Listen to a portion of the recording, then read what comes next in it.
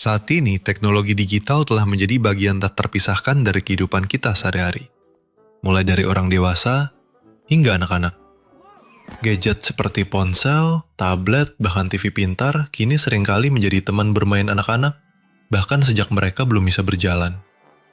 Tapi, apakah kita pernah bertanya bagaimana sebenarnya pengaruh gadget terhadap tumbuh kembang mereka? Video ini akan membahas secara mendalam pengaruh gadget terhadap perkembangan bahasa, motorik, dan emosi anak usia dini. Simak baik-baik ya ayah dan bunda. Bahasa bukan hanya tentang kata, bahasa adalah alat utama anak untuk mengekspresikan diri, memahami dunia, dan menjalin hubungan sosial.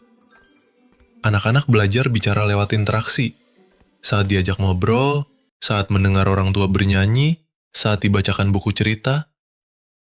Tapi bagaimana jika anak lebih sering menatap layar daripada diajak berbicara? Penelitian menunjukkan bahwa anak yang menghabiskan lebih dari 2 jam per hari di depan layar cenderung mengalami keterlambatan bicara. Mengapa? Karena saat menonton, anak hanya menjadi penerima pasif. Mereka tidak diberi kesempatan untuk menanggapi, bertanya, atau mencoba menyusun kalimat.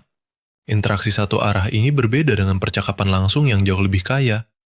Tipsnya, batasi waktu layar sesuai usia. Untuk anak 2-5 tahun, maksimal 1 jam per hari. Dampingi anak saat menonton dan ajak berdiskusi. Sering-seringlah berbicara dengan anak bahkan sejak bayi. Bahasa itu ditumbuhkan lewat hubungan bukan hanya tontonan. Coba kita perhatikan. Anak yang bermain gadget biasanya hanya duduk diam fokus pada layar. Jari telunjuknya aktif tapi tubuh lainnya pasif. Padahal di usia dini, anak butuh eksplorasi fisik untuk membangun kemampuan motorik. Motorik kasar seperti berjalan, melompat, atau berlari, dan motorik halus seperti menggenggam, mencoret, menyusun, atau memegang sendok. Semua itu terbentuk dari aktivitas nyata.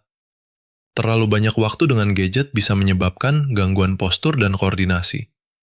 Keterlambatan menggenggam pensil, minimnya kekuatan otot tangan dan jari. Apa yang bisa dilakukan? Ajak anak bermain aktif di taman, berlari, bermain bola, atau bersepeda. Sediakan mainan sederhana seperti balok, lilin mainan, atau puzzle. Kurangi penggunaan gadget saat anak sedang dalam fase aktif eksplorasi. Ingat, motorik berkembang dari gerak, bukan dari layar. Tahukah ayah dan bunda, banyak anak sekarang menjadi lebih mudah marah, tantrum, bahkan susah tidur setelah bermain gadget.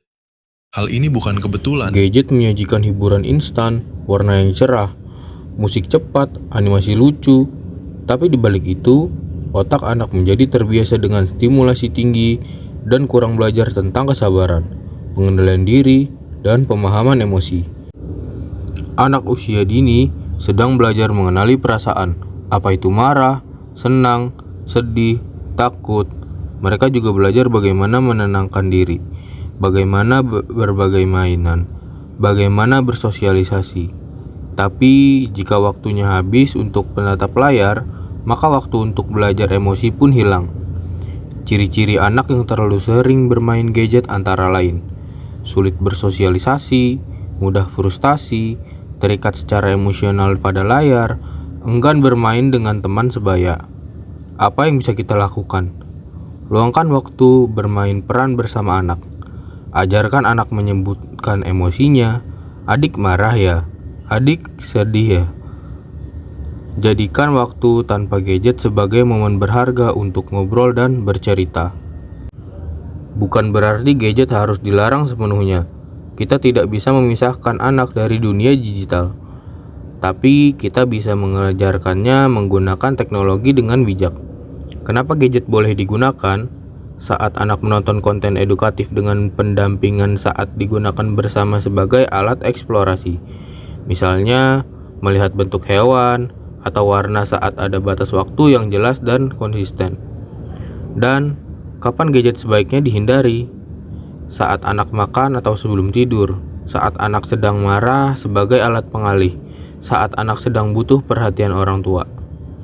Gadget seharusnya jadi alat bantu tumbuh kembang anak, bukan pengganti peran orang tua. Anak-anak kita tumbuh dalam dunia yang sangat berbeda dengan masa kecil kita dulu. Tapi satu hal yang tetap sama, anak butuh kasih sayang, sentuhan, interaksi, dan ruang untuk bermain. Bahasa, motorik, dan emosi semua tumbuh lewat pengalaman nyata, bukan sekedar dari layar. Sebagai orang tua dan pendidik, kita punya peran penting untuk menjadi penyeimbang, bukan melarang, tapi membimbing, bukan menggantikan, tapi mendampingi. Yuk, kita mulai dari hal kecil, matikan layar, dan ajak anak bermain, membaca, atau sekedar ngobrol.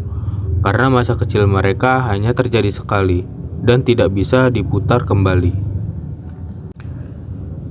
Teknologi seharusnya menjadi jembatan untuk tumbuh, bukan penghalang untuk berkembang. Terima kasih sudah menyimak.